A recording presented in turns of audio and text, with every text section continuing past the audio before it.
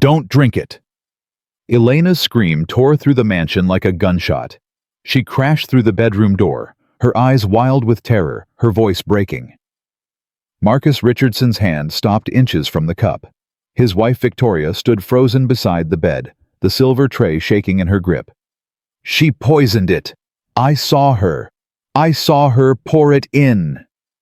Victoria's face twisted from shock to rage to pure hatred in 3 seconds. The mask she had worn for 12 years shattered completely. "You stupid little peasant," Victoria hissed. "You've destroyed everything." She didn't know how right she was.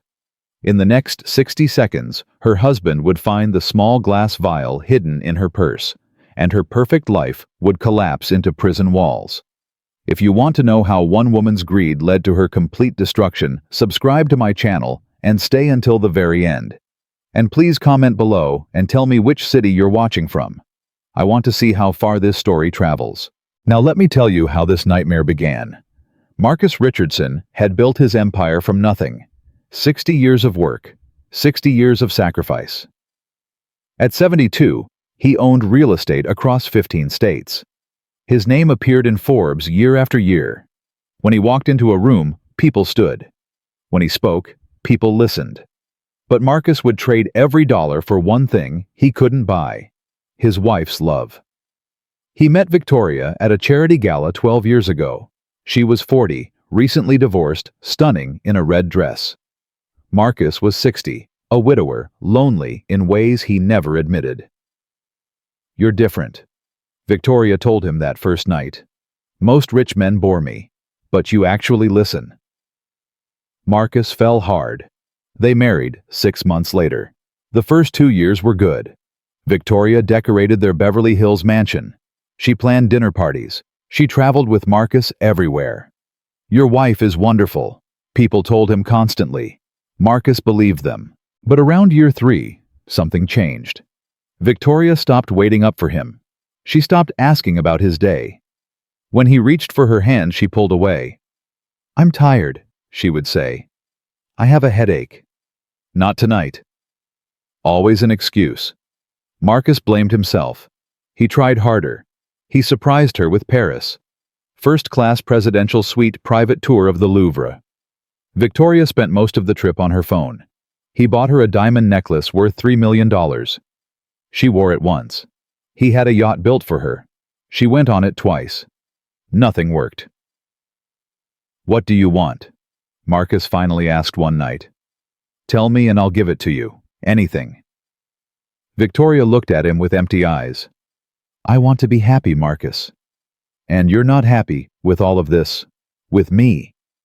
She paused, just long enough for Marcus to feel his heart crack. "I'm trying," she said. "I'm really trying." That was 3 years ago. Since then, Victoria had become a ghost. Present but not there. Smiling but not meaning it. Marcus told himself things would get better. He had no idea that the woman he fell in love with had never existed at all. 3,000 miles away, in rural New Mexico, a young woman named Elena Morales was watching her mother die. Rosa Morales had worked the fields since she was 14. Decades of labor and pesticide exposure had left her with lung disease. The local clinic could do nothing. She needed specialists' treatments that cost more than Elena would earn in 10 lifetimes. "Mija," Rosa whispered one night, struggling to breathe. "Don't waste your life watching me die. Go. Find work. Live." Elena held her mother's hand. "I'll find a way to save you, Mama. I swear it." She left the next morning with $47 and a bus ticket to Los Angeles. The city terrified her. She slept in shelters. She ate at soup kitchens. She walked miles every day looking for work. Most places turned her away. Some were cruel. After 3 weeks, she saw an advertisement for a housekeeper at a Beverly Hills residence. Elena prayed harder than she ever had and went to the interview. Marcus conducted it himself. Elena sat in the marble foyer wearing her only nice dress, clean but faded. "Why do you want this job?" Marcus asked. "My mother is dying, sir. She needs medicine I can't afford. I need this job to save her life. What experience do you have? I've never used a dishwasher or vacuum cleaner. My village has neither. But I learn fast and I work hard.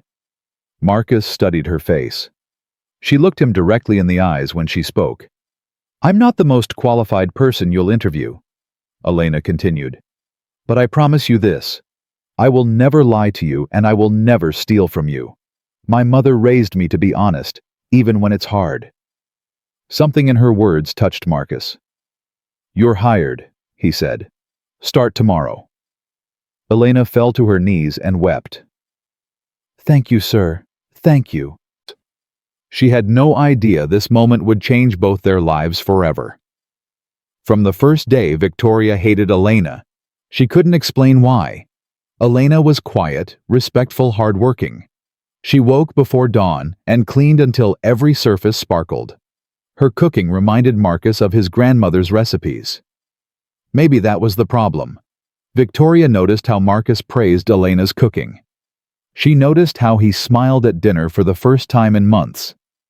She noticed how Elena never complained, never gossiped, never asked for anything beyond her modest salary.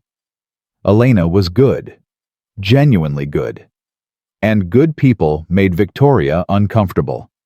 So Victoria made Elena's life hell. You, Victoria snapped one morning, finding Elena in the laundry room. Did you touch my jewelry box? No, ma'am. I cleaned the surfaces but didn't touch anything personal. It was moved. I may have bumped it while dusting. I put it right back. Victoria stepped closer. If anything goes missing, I'll know exactly who to blame. Elena didn't flinch. Nothing will go missing, ma'am. I'm not a thief. Victoria felt a flash of rage. Who did this girl think she was? See that it doesn't... Victoria hissed and walked away. Elena watched her go, a strange feeling settling in her stomach. Something was wrong with Mrs. Richardson. There was a darkness in that woman's eyes. A calculation. Elena had grown up where everyone knew everyone's business. You learned to read people quickly. You learned to recognize danger. Every instinct told her Victoria Richardson was dangerous. She just didn't know how dangerous. Not yet. That night, Elena called her mother from her small room. Mija. Rosa's weak voice came through the phone. How are you? I'm fine, Mama. The job is good. The man who hired me is kind. And his wife... Elena paused. She's difficult. Be careful, Mija. Rich people can be cruel when they feel threatened. Threatened by me. By your goodness. Some people hate what they cannot understand. Elena thought about Victoria's cold eyes. Mama, can I ask you something? Anything. If you knew someone was planning to do something terrible, but you had no proof, what would you do? Silence on the line. Then Rosa spoke slowly. Evil wins when good people do nothing, Mija. Always stand for what is right, even when it costs you everything. That's what my mother taught me. That's what I taught you. Even if it destroys me. Especially then. A clear conscience is worth more than any job. Elena felt tears forming. I miss you, Mama. I miss you too, Mija. Be brave. Be good. God is watching. Elena hung up and stared at the ceiling. She didn't know yet what evil she would face, but her mother's words would echo in her mind when the moment came. Victoria had met Derek Palmer 8 months ago at a gallery opening. He was 15 years younger, handsome, confident. He sold commercial real estate, though not successfully. His expensive suits were financed by maxed-out credit cards. But Derek made Victoria feel alive. The affair started with coffee, then lunches, then afternoons in Derek's apartment while Marcus worked. Leave him, Derek said one afternoon lying next to her. We can be together, really together. It's not that simple. Why not? You don't love him. Victoria rolled over. There's a prenup. If I divorce Marcus, I get almost nothing. A monthly allowance, one smaller property. After 12 years of being his accessory, his decoration, I deserve more. How much more? All of it. Derek went quiet. He's 72. Victoria continued. Works too hard. High blood pressure. High cholesterol. If something happened to him, I inherit everything. As his widow, the prenup doesn't apply. You're talking about killing him. Victoria didn't blink. I'm talking about our future. Derek sat up. That's murder, Victoria. They execute people for that. Only if they get caught. And we won't get caught. How can you be so sure? Victoria smiled. Because I've been planning this for months. I know exactly how to do it. I know exactly what to use. It will look like a heart attack. Natural causes. No one will suspect anything. What if someone finds out? Who? The servants? That pathetic maid barely speaks English. She's invisible. Derek stared at her. You've really thought this through. Every detail. All I need is the right moment. And you. Me. Victoria reached for him. I need to know you're with me, Derek. All the way. Because once this is done, there's no going back. Derek was silent for a long moment. Victoria watched the calculations happening behind his eyes. The risk versus the reward. The danger versus the money. How much? He finally asked. How much will you inherit? Everything. The houses, the investments, the company shares. Hundreds of millions. And I get half, 50-50. Partners in everything. Derek's resistance crumbled. When?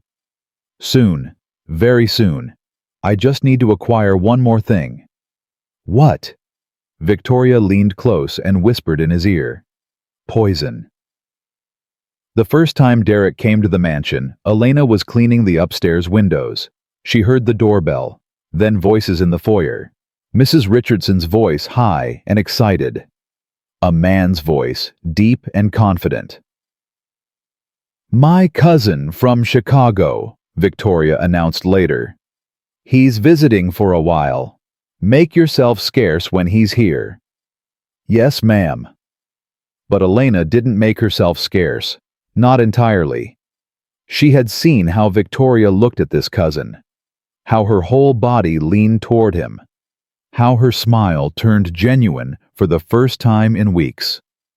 That was not how cousins looked at each other. Over the following days, Derek visited more frequently, always during the day, always when Marcus was at work. He arrived within minutes of Marcus leaving as if he was watching and waiting. Elena noticed everything. She noticed the locked doors, the muffled laughter, the silences that stretched too long. One afternoon, Elena was polishing silver in the dining room.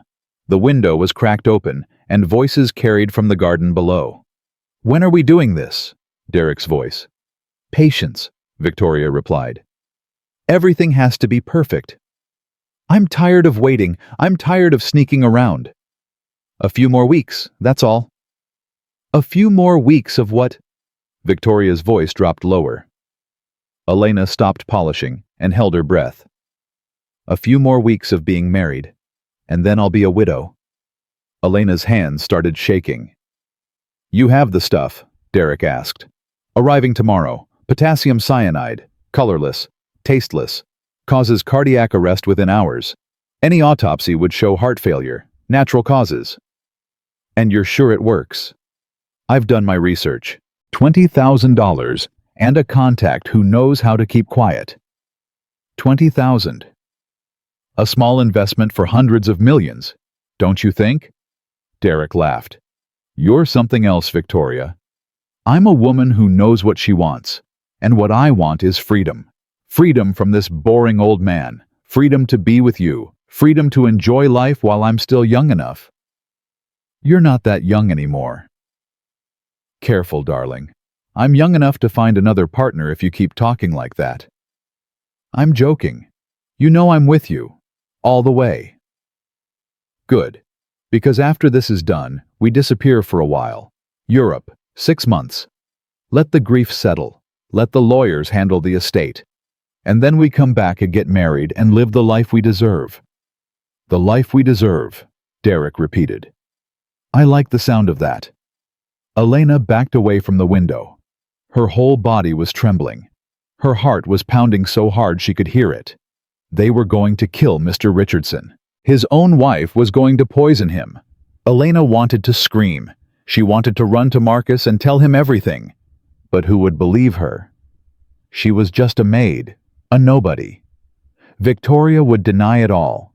She would fire Elena immediately, and then Marcus would die anyway. Next week or next month. When Elena wasn't there to stop it. No, she needed proof. She needed to catch Victoria in the act. But how? That night, Elena couldn't sleep. She thought about her mother fighting for every breath 3,000 miles away. She thought about Marcus, who had offered to advance her salary for medical bills. She thought about Victoria's cold eyes and colder heart.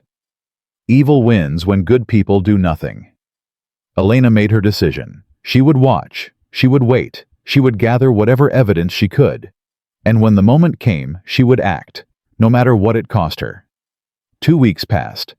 Elena moved through the mansion like a shadow, always alert, always listening. She noted Victoria's behavior, how she studied Marcus's schedule obsessively, how she asked about meetings, trips, late nights at the office. "When is your big conference, darling? What time will you be home tomorrow? Will you be traveling next week?" Marcus thought his wife was finally taking interest in his life. He smiled at her questions. He answered eagerly. Elena knew better. Victoria was planning, waiting for the perfect moment. One morning, Elena was passing by the study when she glimpsed Victoria's laptop screen. Medical articles about heart attacks, how to recognize them, how they could be triggered. Elena's blood ran cold. Then came the phone call. Victoria was in the garden, unaware that Elena was trimming hedges nearby. "I found it," Victoria said, her voice trembling with excitement. "The perfect solution.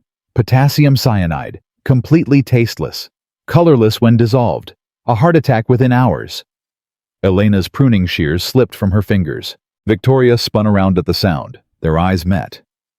Elena's heart stopped, but Victoria just saw the maid. Stupid, invisible, nobody. "Get back to work," Victoria snapped. "And stop making noise." "Yes, ma'am." Elena picked up her shears with trembling hands. Victoria turned away and continued her conversation. "No one suspects anything. The maid is clueless. By morning, it will all be over. And then, I'll finally be free." That night, Elena knelt beside her bed and prayed. "God, please show me what to do. Please give me the chance to save him.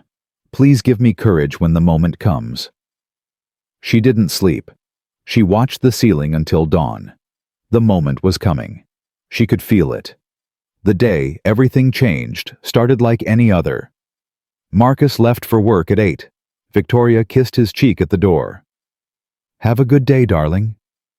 "Thank you, dear. I'll be home late. Big meeting." "I'll wait up for you." Elena watched from the hallway. Victoria's smile was warm, caring, perfect. The smile of a loving wife. The smile of a murderer. Derek arrived 20 minutes later. Elena was cleaning upstairs, but she heard his car pull in. She crept to the top of the staircase where she could see down into the foyer. Victoria rushed to greet him. They embraced. They kissed. Not like cousins. "Is it time?" Derek asked. "Almost. I got a text from his assistant. The Morrison deal is falling apart. He'll be devastated when he comes home. Stressed, exhausted. Perfect conditions. Tonight. Tonight." Derek grabbed her hands. "Are you sure about this?" "Once it's done, there's no going back." Victoria pulled him close. "I've never been more sure of anything. By tomorrow morning, I'll be a widow. A very rich widow." "And what about the maid? What about her? She's always watching, always listening. What if she heard something?" Victoria laughed. "Elena, she's a peasant from some village in Mexico. She doesn't understand anything. She's too busy worrying about her dying mother to notice what's happening in front of her face." Elena pressed herself against the wall, her hands clenched into fists. "Peasant." That's what Victoria thought of her. Besides, Victoria continued, after tonight I'll fire her anyway. Give her a week's severance and send her back to wherever she came from. She'll be gone before the funeral. You've thought of everything. I always do, darling. I always do. They disappeared into the living room. Elena heard the door lock behind them. She sat on the top step, her mind racing. Tonight. It was happening tonight. She had hours. Maybe less. She needed a plan. Marcus came home at 4 o'clock earlier than expected. Elena heard his car, heard the front door, heard his footsteps slower than usual, heavier. She found him in the kitchen, sitting at the table with his head in his hands. "Mr. Richardson, are you all right?" He looked up. His face was gray, exhausted, older than she had ever seen it. The Morrison deal fell through. 2 years of work. Gone. "I'm sorry, sir. My investor backed out at the last minute. 20 years I've known that man. He stabbed me in the back without a second thought." Elena didn't know what to say. "I'm tired, Elena. Maybe it's time to retire. What's the point of all this money if you can't trust anyone?" "You can trust some people, sir." Marcus looked at her. Really looked at her. "Can you?" "Everyone wants something. Everyone has an angle. My wife, my partners, my friends. Everyone is waiting for their chance to take what's mine." Elena felt her heart breaking. He had no idea how right he was. "Not everyone," she said quietly. "Some people just want to do the right thing." Marcus smiled sadly. "You're young. Wait until the world beats it out of you. My mother says goodness is a choice we make every day. It's not something the world can take away. It's something we give away ourselves." Marcus stared at her. "Your mother sounds wise." "She is. The wisest I know." Marcus stood slowly. "I'm going to lie down. I have a terrible headache. Tell my wife I won't be down for dinner." "Yes, sir." Elena watched him go. He was walking toward his bedroom, toward the woman who was going to kill him tonight. She had to stop it. She had to find a way. Victoria came downstairs at 6:30, looking pleased with herself. "Where's my husband?" "In the bedroom, ma'am. He came home early. He's not feeling well." Something flickered in Victoria's eyes. Excitement. "Poor darling. I'll check on him." She paused. "Actually, I'll make him some tea first. Chamomile. His favorite." "I can make it for you, ma'am." "No." The word came out sharp. Victoria softened her voice. "No, thank you. I want to do it myself." "Yes, ma'am." "Why don't you take the evening off? Go to your room. I want private time with my husband." Elena's heart pounded. "Yes, ma'am. Thank you." She walked toward her room. She could feel Victoria's eyes on her back. She entered her room, closed the door, and immediately opened it again, just a crack. Just enough to watch. Victoria moved through the kitchen with deadly calm. Elena watched through the crack as Victoria filled the kettle, set it to boil, selected Marcus's favorite cup, the blue one with the gold rim. She prepared the tea. 1 bag of chamomile, 2 sugars, a splash of honey. Then Victoria looked around. Elena pulled back, counted to 10, looked again. Victoria had her purse open. Her hand reached inside, found something, pulled it out. The vial. The small glass vial with white powder. Elena watched as Victoria unscrewed the cap, watched as she tilted the vial over the tea, watched as the powder fell silently into the cup. Victoria stirred slowly. "Tonight," she whispered, "I finally become a widow." She placed the cup on a silver tray, arranged a napkin, checked her reflection, smoothed her hair. Then she picked up the tray and walked toward the bedroom. Elena had seconds. If she ran now, Victoria would hide the cup, claim innocence, try again another day. She needed Victoria caught in the act. She needed Marcus to see. Victoria's heels clicked down the hallway. Click, click, click. Marcus was in that bedroom, trusting, vulnerable. He was going to die. Unless Elena stopped it. Her mother's voice echoed in her mind. Evil wins when good people do nothing. Elena burst out of her room. She ran down the hallway faster than she had ever run. She didn't think about consequences. She didn't think about her job. She thought only about the man who had been kind to her. Victoria reached the bedroom door, knocked softly. "Come in," Marcus called. Victoria opened the door, stepped inside. "Darling, I brought you some tea." Elena ran faster. She reached the doorway. She saw Marcus sitting up in bed. She saw Victoria approaching with the tray. She saw Marcus reaching out his hand for the cup.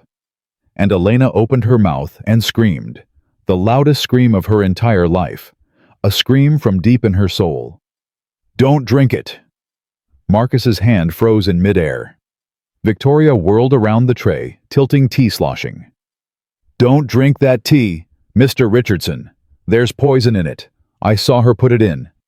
I saw her." Elena was crying now, tears streaming down her face, her body shaking with terror. But her eyes were clear, and she did not look away. The silence lasted exactly 3 seconds. Then everything exploded. Victoria's face transformed from shock to fury. She slammed the tray down on the nightstand, tea sloshing over the sides of the cup. "Have you lost your mind?" Victoria screamed at Elena. "How dare you burst into my bedroom like this? Who do you think you are?" Elena stood her ground, tears streaming down her face, but her voice steady. "I saw you, Mrs. Richardson. I saw you pour white powder from a vial into that cup. I watched you through the kitchen door." "Liar!" Victoria spun toward Marcus. "She's lying, darling. She's been obsessed with you since she started working here. I've seen the way she looks at you. She wants to destroy our marriage." Marcus hadn't moved. He sat on the bed, his hand still frozen in midair, where it had stopped reaching for the cup. His eyes moved slowly from Victoria to Elena and back again. "Marcus, say something," Victoria demanded. "Tell this peasant to get out of our house." But Marcus was looking at the cup now, the innocent-looking cup of chamomile tea that his wife had prepared with such care. "Give me the cup," he said quietly. Victoria's face flickered. Just for a moment, fear breaking through the mask. "What?" "Don't be ridiculous. It's just tea." "Then you won't mind if I have it tested." "Tested, Marcus, you're being insane. This maid is feeding you lies, and you're actually believing her. Give me the cup, Victoria." His voice was harder now. The voice of a man who had negotiated billion-dollar deals. The voice of a man who was done being deceived. Victoria didn't move. Elena spoke up. "The vial is in her purse, Mr. Richardson. A small glass bottle with a white cap.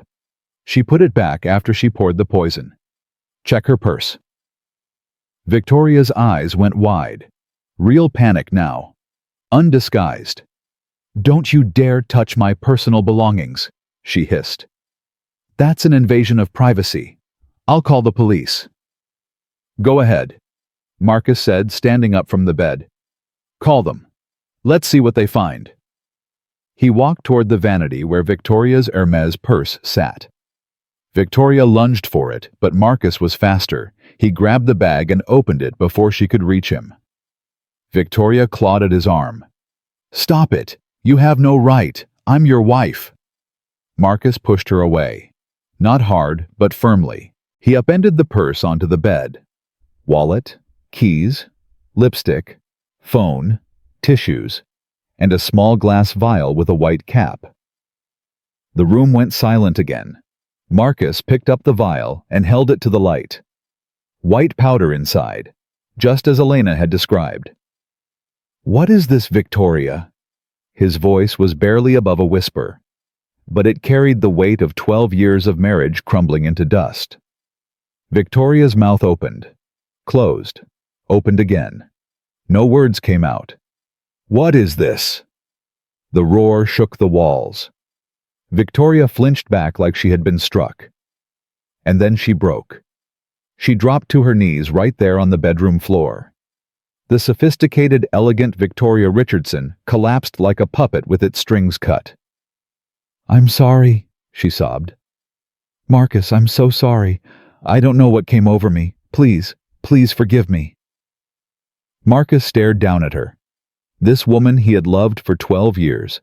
This woman he had given everything. This woman who had just tried to murder him. Why? The word came out broken. "Just tell me why." I was confused. I wasn't thinking clearly. The pressure, the loneliness, The truth, Victoria. For once in your miserable life, tell me the truth. Victoria looked up at him through her tears. Something shifted in her eyes. The mask fell away completely. "Because I wanted it all," she said, her voice suddenly cold. "Every penny, every property, everything you built. I was tired of waiting for you to die naturally. You're 72 years old, Marcus. How much longer was I supposed to wait?" Marcus stumbled backward like he had been punched. 12 years, he whispered. 12 years of our marriage. Was any of it real? Victoria laughed. Actually, laughed. A bitter, ugly sound. Real? You want to know what was real? The boredom was real. The endless charity dinners and business trips and watching you fall asleep at 9 o'clock every night. That was real. You were so desperate for someone to love you that you never once questioned why a 40-year-old woman would marry a 60-year-old man. I gave you everything. You gave me things, objects, possessions. You never gave me what I actually wanted. And what was that? Freedom, youth, a life that wasn't tied to a man old enough to be my father. Elena stood frozen by the door, watching this marriage disintegrate. She wanted to leave to give them privacy, but her legs wouldn't move. Marcus reached for his phone. "What are you doing?" Victoria's voice turned sharp with fear. "Calling the police." "No." Victoria scrambled to her feet. "No, Marcus, wait. We can work this out. We can go to counseling. I'll get help. I was sick, I wasn't myself." "You tried to kill me, Victoria. There is no working this out." He dialed 911. Victoria's face hardened. The desperate wife disappeared. In her place stood someone Elena had never seen before. Someone dangerous. "If you do this," Victoria said quietly, "I'll destroy you. I know things, Marcus. Things about your business. Things about your past. I'll tell everyone. I'll drag your name through the mud." Marcus put the phone to his ear. "Yes, I need police at 847 Sunset Ridge Drive. My wife just attempted to poison me. I have the evidence." Victoria screamed. She launched herself at Marcus, clawing at the phone. He caught her wrists and held her back. "Send someone immediately." Marcus continued, his voice steady, despite Victoria's thrashing. "She may become violent." Elena finally moved. She stepped forward and grabbed Victoria's arm, pulling her away from Marcus. "Let go of me!" Victoria shrieked. "Don't touch me, you filthy little—" "That's enough," Elena said firmly. Her voice surprised even herself. "It's over, Mrs. Richardson. It's all over." Victoria went limp. All the fight drained out of her. She slumped against the wall, mascara running down her cheeks, her perfect appearance ruined. "You," she said to Elena, her voice dripping with venom. "You did this. A nobody. A peasant. You destroyed my life." "No, ma'am. You destroyed it yourself." 23 minutes later, the police arrived. 2 officers and a detective. Detective Morrison was a veteran, 56 years old, with sharp eyes that missed nothing. He listened as Marcus explained what happened. He listened to Elena's testimony. He examined the vial. "Mrs. Richardson," Detective Morrison said, "I'm placing you under arrest for attempted murder. You have the right to remain silent. Anything you say can and will be used against you in a court of law." Victoria didn't resist when they handcuffed her. She stood perfectly still, her face blank, as the metal clicked around her wrists. "There's someone else involved," Elena said suddenly. "A man named Derek Palmer. He's been coming here for months. They planned this together. Victoria's head snapped toward Elena. Shut up. Shut your mouth. He comes when Mr. Richardson is at work. They've been having an affair. I heard them planning the murder. Detective Morrison turned to Victoria. Is this true? Victoria said nothing. Ma'am, I'm going to need Mr. Palmer's address. I'm not telling you anything. I want a lawyer. Marcus spoke up. I can get you the address. My security system logs every license plate that enters the property. I'll have my people pull the records. Victoria's face went white. Marcus, don't. Please. Leave Derek out of this. He didn't know anything about the poison. It was all me. Then why are you trying to protect him? Victoria had no answer. They led her out of the bedroom, down the stairs, through the foyer where she had welcomed guests at 100 dinner parties, past the living room where she had entertained the elite of Beverly Hills. As she passed Elena, Victoria stopped. The officers let her have one moment. I hope you're happy, Victoria said. You've destroyed everything I worked for. Elena looked at her steadily. I saved a man's life. If that destroys you, then you deserve to be destroyed.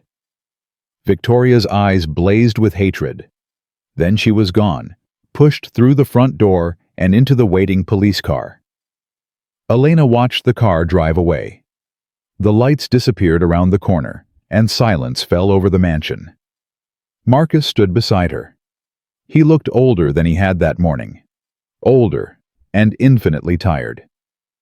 Thank you, he said quietly. You saved my life, Elena. I don't know how to repay that. You don't have to repay anything, sir. I just did what was right. Most people wouldn't have. Most people would have looked the other way. Elena thought about her mother, about the words she had heard her whole life.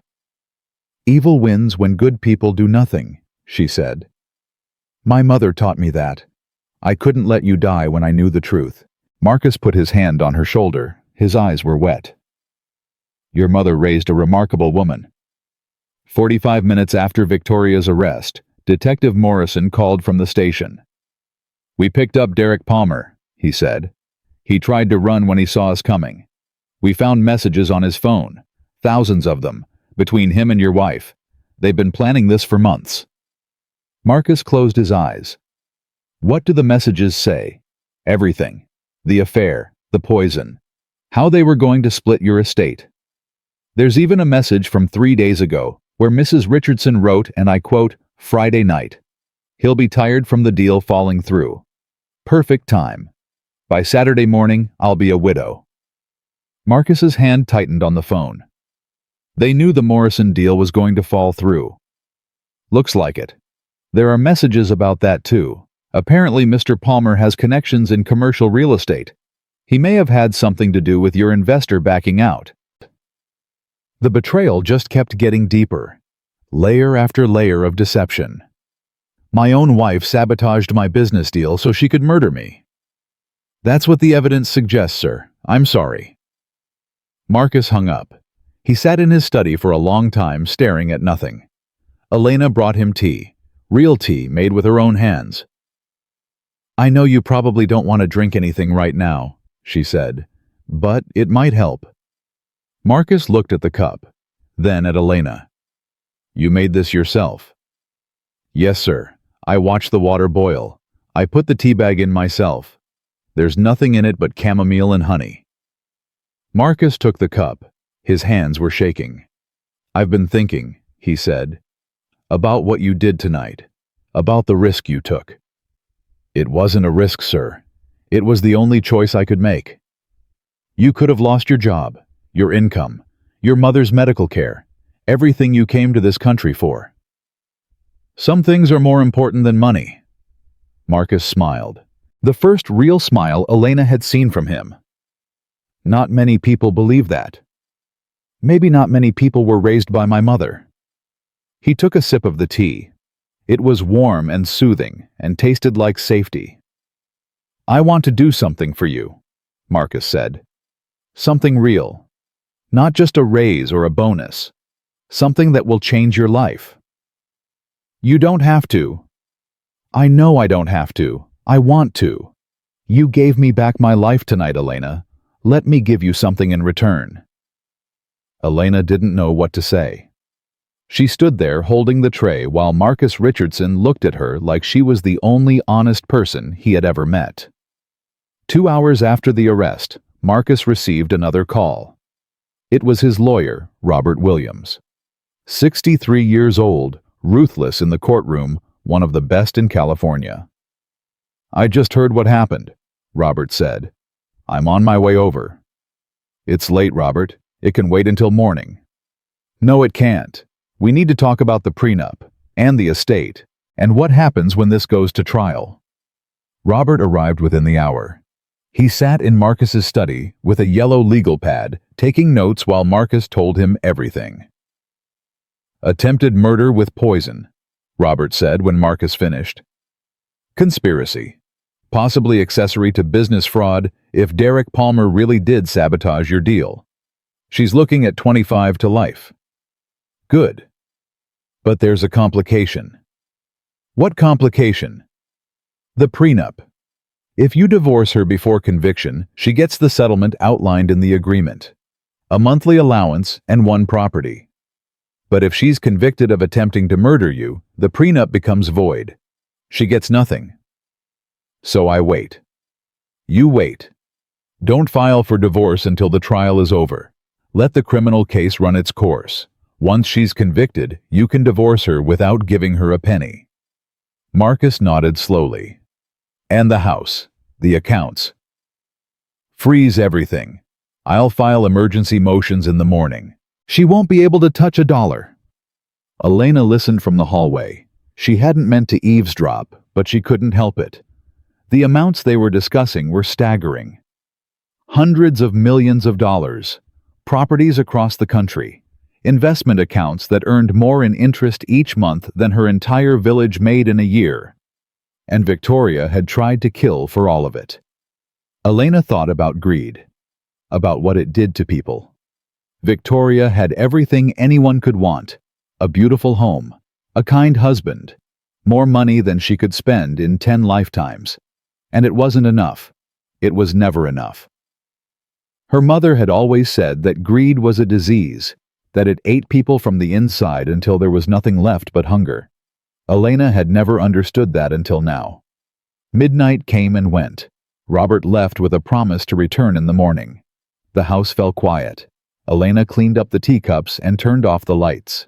She found Marcus still sitting in his study, staring at a photograph on his desk. His wedding photo. He and Victoria on their wedding day, smiling, happy, full of hope. I loved her, Marcus said without looking up. I really did love her. I know, sir. Was I a fool? Did everyone see what she was except me? You saw what she wanted you to see. That's not foolishness. That's trust. Marcus set the photograph face down. Trust, he repeated. I don't think I'll ever trust anyone again. That would be a shame, sir. There are still good people in the world. Marcus looked at her. Like you. Like many people. You just have to know where to look. He was quiet for a moment. Then he reached into his desk and pulled out a checkbook. I'm writing you a check, he said. For your mother's medical treatment. All of it. Whatever she needs. Sir, I can't accept. You can, and you will. He wrote the check and held it out to her. This isn't charity, Elena. This isn't pity. This is payment for saving my life. You earned this. Elena looked at the check. The number on it was more than she had ever seen, more than she had ever dreamed. Mr. Richardson, this is too much. It's not enough, but it's a start. Elena took the check with trembling hands. Tears were running down her face again, but this time they were tears of something she had almost forgotten how to feel. Hope. Thank you, she whispered. Thank you so much. No, Elena, thank you.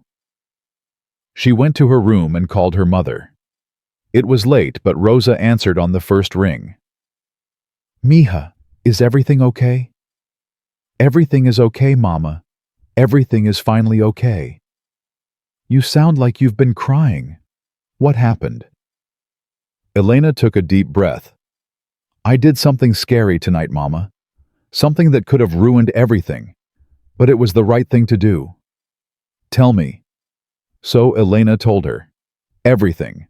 The poison, the scream, the confrontation, the arrest, the check. When she finished, Rosa was silent for a long moment.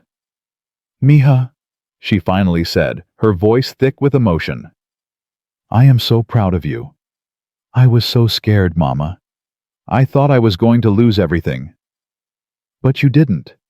Because God protects those who do His work. You saved a man's life tonight, Elena. That is worth more than any job. I know, Mama. I know that now. And this money for my treatment? It's real, Mama. He gave me a check. We can afford the doctors now, the specialists, everything. Rosa began to cry. Elena cried with her. I told you, Rosa said through her tears. I told you that good things happen to good people. You were right, Mama. You were always right. They talked for another hour, about the treatment, about the future, about the life they might finally have. When Elena finally hung up, dawn was breaking over Beverly Hills. She had been awake for over 24 hours. Her body was exhausted, but her heart was full. She had done the right thing, and the right thing had saved her. 3 days later, the story hit the news. Every channel, every newspaper, every website. The scandal was too juicy to ignore. Billionaire's wife arrested for attempted murder. Poison plot exposed by humble Maid. The headlines wrote themselves. Reporters camped outside the mansion. Camera crews blocked the driveway.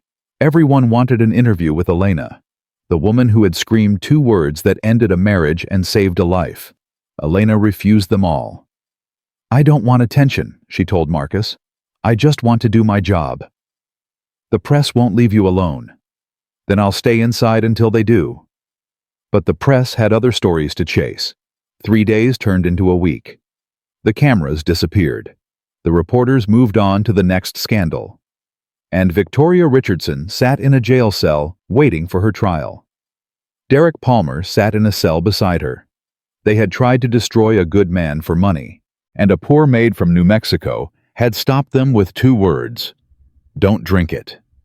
The trial was set for 6 weeks later, October 15th, a date that would be burned into Marcus Richardson's memory forever.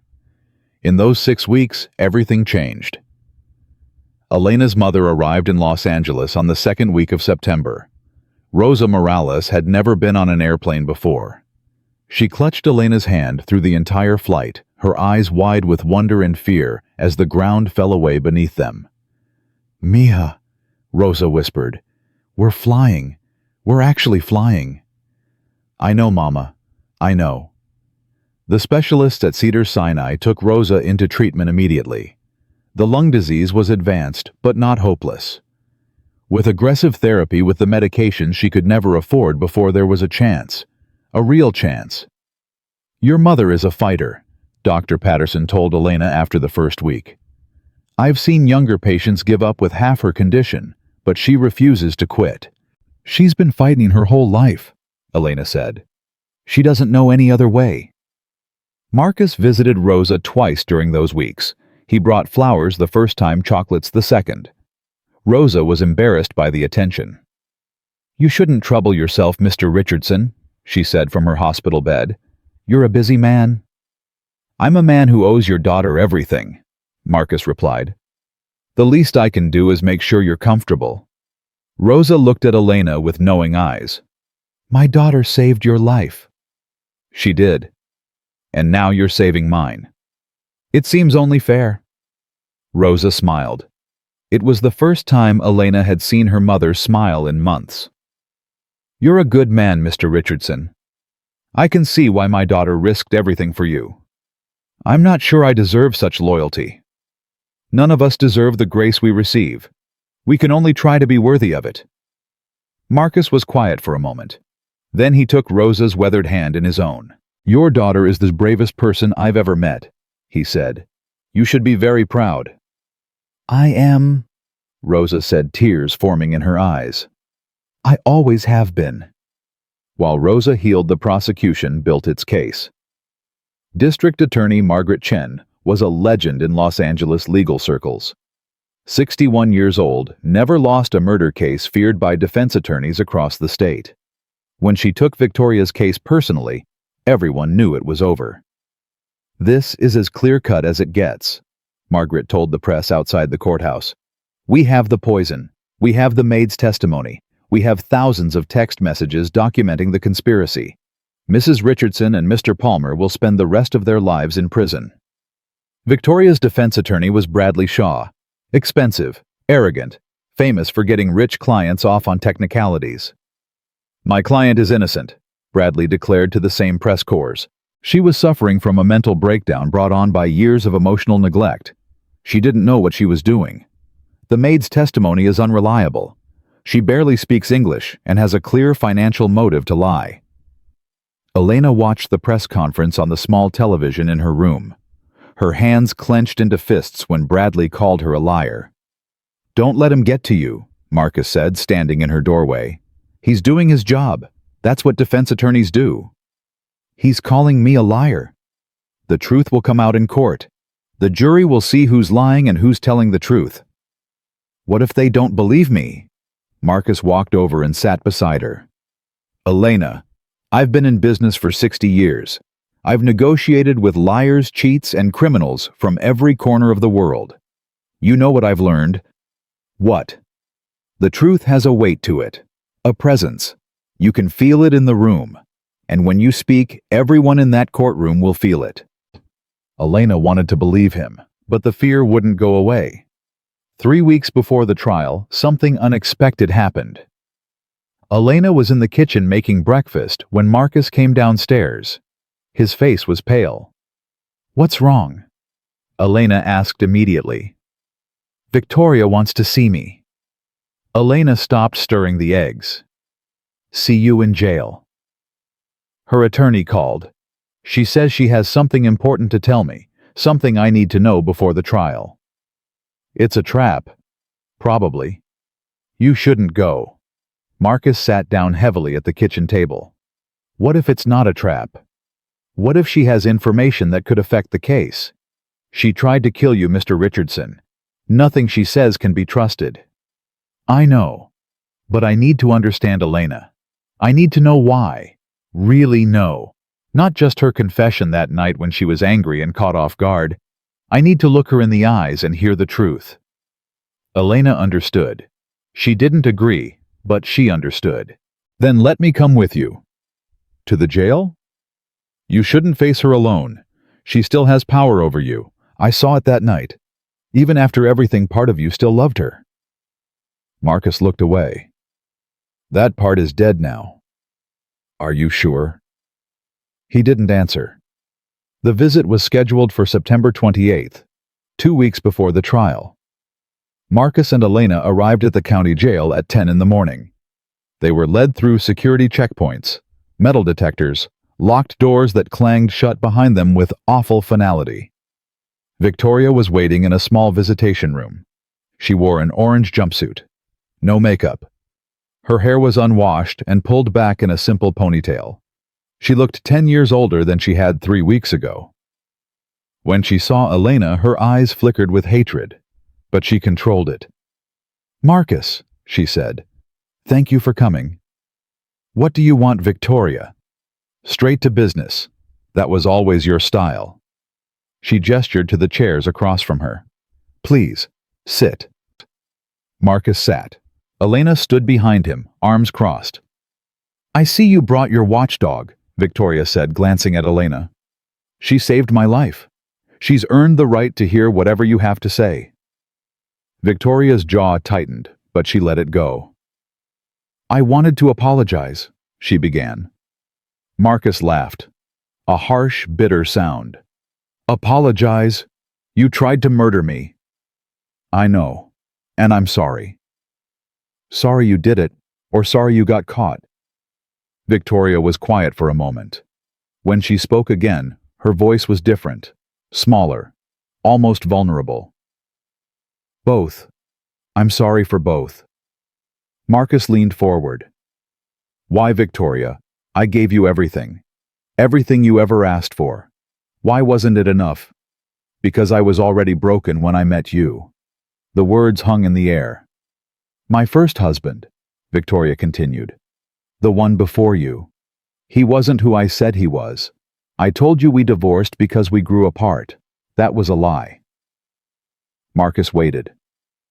He was abusive, violent. He controlled every aspect of my life. When I finally found the courage to leave him, he took everything. The house, the savings, even my daughter. Elena felt her breath catch. Daughter Marcus's face showed the same shock. You have a daughter. Had. She was 7 when I left. David got full custody. Said I was an unfit mother. He had lawyers. I had nothing. By the time I scraped together enough money to fight him in court, she didn't want to see me anymore. He turned her against me. Tears were streaming down Victoria's face now. Real tears, Elena thought.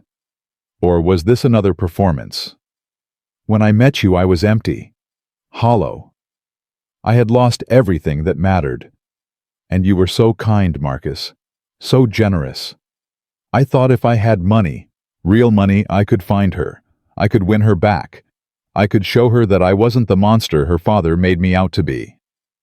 So, you married me for money, Marcus said flatly. At first, yes. But then something changed. I started to care about you. Really care. And that terrified me. So you decided to kill me. Victoria wiped her eyes. Derek came along when I was at my lowest. You were working constantly. I was alone in that big house. He made me feel wanted, alive, and then he started planting ideas, telling me I deserved more, telling me you were using me just like David had used me. That's a lie. I know that now, but I didn't see it then. Derek twisted everything, made me believe that killing you was the only way to be free, the only way to have enough money to find my daughter. Marcus sat back. His face was unreadable. Your daughter, he said slowly. What's her name? Catherine. Katie. She'd be 32 now. Have you tried to find her since the arrest? Victoria laughed bitterly. What would I say? Hi, Katie, it's your mother. The one who abandoned you. I'm in jail for trying to murder my husband. Want to reconnect. Elena spoke for the first time. Is this why you asked to see Mr. Richardson? To get sympathy. Victoria turned to look at her. The hatred was still there, but mixed with something else. Exhaustion, maybe. Or defeat. I asked to see him because I wanted him to understand, not to forgive me. I know that's impossible, but to understand that I wasn't always a monster. That something made me this way. Something, Elena repeated. Or someone. Both. My ex-husband broke me. Derek finished the job. Marcus stood up. I appreciate you telling me this, Victoria.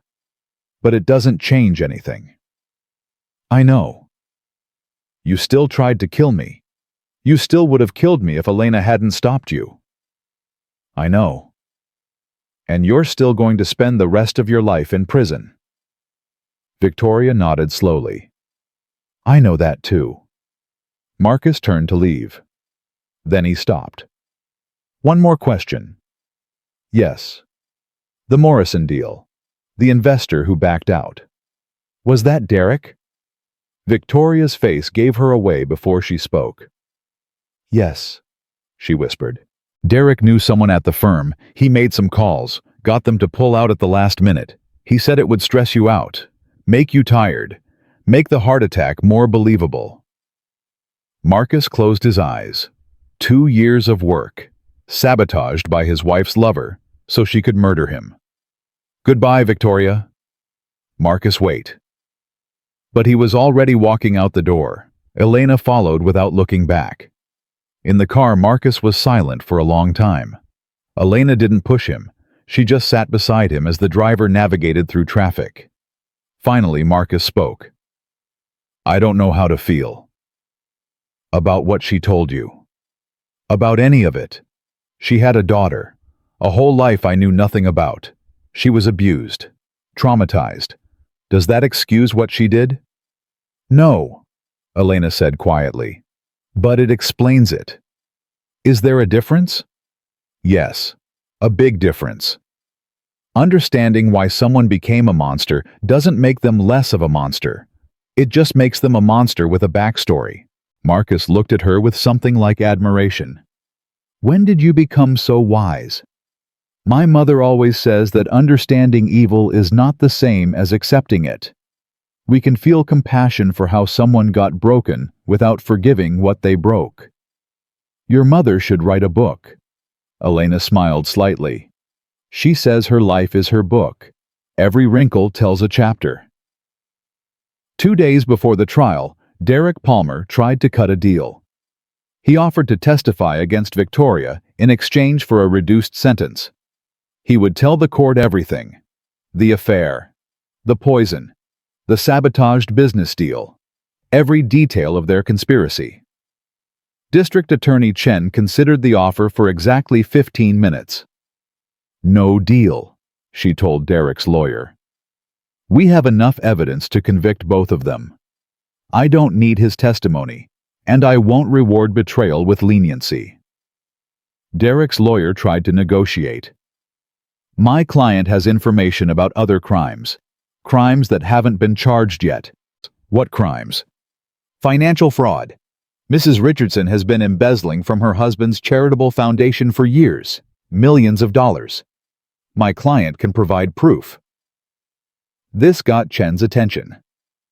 "Tell me more." Derek sang like a canary. He told them about the offshore accounts Victoria had set up, the fake vendors she had created, the charity events that raised money for causes that existed only on paper. Over 3 years, Victoria had stolen nearly $4 million from the Richardson Foundation. She was building an escape fund, Derek explained to investigators, in case the poisoning didn't work, or in case she had to disappear. When Marcus heard about the embezzlement, something finally broke inside him. $4 million, he said, sitting in his study with Robert Williams. She stole $4 million from children's hospitals and homeless shelters. "The charity will need to be audited," Robert said. "We'll have to notify the board. The IRS will want to investigate. Do whatever needs to be done. I want every penny traced, every fake invoice documented. By the time this is over, I want the world to know exactly what kind of person Victoria Richardson really is." The trial began on October 15th, exactly as scheduled. The courtroom was packed. Media in the back rows, curious spectators filling every seat. And in the front, Marcus Richardson sat with Elena Morales beside him. Victoria was brought in wearing a dark suit provided by her lawyers for the occasion. She looked composed, almost serene, like she had accepted her fate and was ready to face it with dignity. Derek sat at a separate table. He wouldn't make eye contact with Victoria. Whatever had been between them was clearly over. District Attorney Chen's opening statement was devastating. "Ladies and gentlemen of the jury, this case is about greed. Pure, simple, murderous greed. Victoria Richardson had everything a woman could want: a beautiful home, a loving husband, more money than she could spend in 10 lifetimes. But it wasn't enough. She wanted more. She wanted it all. And she was willing to kill the man who had given her everything to get it." Bradley Shaw's opening was predictable. "My client is not a murderer. She is a victim. A victim of mental illness brought on by childhood trauma and emotional neglect. She needs treatment, not prison. She needs compassion, not condemnation." Then came the witnesses. First, the toxicologist. Dr. Raymond Park, an expert from UCLA, explained what potassium cyanide does to the human body. "It attacks the cellular level," Dr. Park said. "It prevents cells from using oxygen. The victim essentially suffocates from the inside." Death typically occurs within 1 to 2 hours, depending on the dose. It's an extremely painful way to die. The jury looked at Victoria with horror. Then came Detective Morrison, who walked the jury through the investigation. The vial. The text messages. Derek's confession. Every piece of evidence presented calmly and methodically. Bradley Shaw cross-examined aggressively, looking for any inconsistency. He found none. On the third day of the trial, Elena took the stand. Her heart was pounding as she walked to the witness box. She could feel Victoria's eyes on her, burning with hatred. She could feel the jury watching, judging, deciding whether to believe her. District Attorney Chen approached gently. "Ms. Morales, can you tell us in your own words what happened on the night of September 8th? Elena took a deep breath. "I was in my room when Mrs. Richardson told me to take the evening off. She said she wanted private time with her husband, but something felt wrong. So I watched her through a crack in my door." "What did you see?" "I saw her prepare tea in the kitchen, Mr. Richardson's favorite cup. Then I saw her look around to make sure she was alone. She opened her purse and took out a small glass vial. She poured white powder from the vial into the tea." "Did you know what the powder was?" "Not for certain, but I had overheard her phone conversations over the previous weeks. I heard her talking about poison, about making it look like a heart attack, about how she would finally be free." The jury leaned forward. "What did you do after you saw her pour the powder into the tea?" Elena's voice was steady. "I followed her to the bedroom. I watched her knock on the door. I heard Mr. Richardson tell her to come in. I saw her offer him the tea. And when he reached for the cup, I screamed." "What did you scream?" Elena looked directly at Victoria. "Don't drink it." The courtroom was silent. "I told him there was poison in the tea, that I had seen her put it in. Mrs. Richardson denied everything. She said I was lying. But Mr. Richardson found the vial in her purse just where I said it would be." Bradley Shaw rose for cross-examination. His voice was sharp, aggressive. "Ms. Morales, you're an immigrant, correct? You came to this country illegally. I came legally on a work visa. But your mother is receiving expensive medical treatment you could never afford on a maid salary. Isn't that right? Mr. Richardson helped with my mother's treatment after I saved his life, not before. Convenient timing, wouldn't you say?" "Objection," District Attorney Chen called out. "Counsel is implying facts, not in evidence." "Sustained," the judge said. Bradley Shaw continued undeterred. "Isn't it true, Ms. Morales, that you had romantic feelings for Mr. Richardson? That you saw Mrs. Richardson as a rival?" Elena stared at him in disbelief. "Mr. Richardson is 72 years old. He is kind to me like a grandfather would be. There are no romantic feelings, only respect and gratitude. A poor immigrant maid, grateful to a billionaire, grateful enough to lie for him." "I am not lying. I saw what I saw. You saw a woman making tea for her husband. That's all you saw. The rest is speculation and fantasy invented by a woman who wanted to ingratiate herself with a wealthy man." Elena's hands were shaking, but her voice did not waver. "I saw Victoria Richardson pour poison into her husband's tea. I saw her try to murder him. And when I screamed those 2 words, she knew exactly what she had been caught doing. You can twist facts and attack my character, but you cannot change the truth. The truth is that Mrs. Richardson is a murderer who got stopped before she could finish the job." The jury nodded. Bradley Shaw had no more questions. The trial lasted 11 days. On the 12th day, the jury deliberated for just 4 hours. When they filed back into the courtroom, Elena held her breath.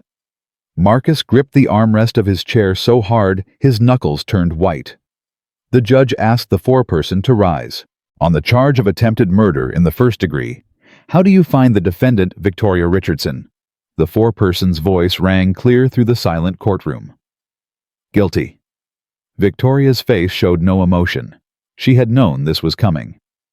On the charge of conspiracy to commit murder, how do you find guilty? On the charge of embezzlement and fraud, guilty. The gavel came down. The sentencing would come later, but everyone knew what it meant. Victoria Richardson would spend the rest of her life in prison. As the guards led her away, Victoria turned one last time. She looked at Marcus, then at Elena.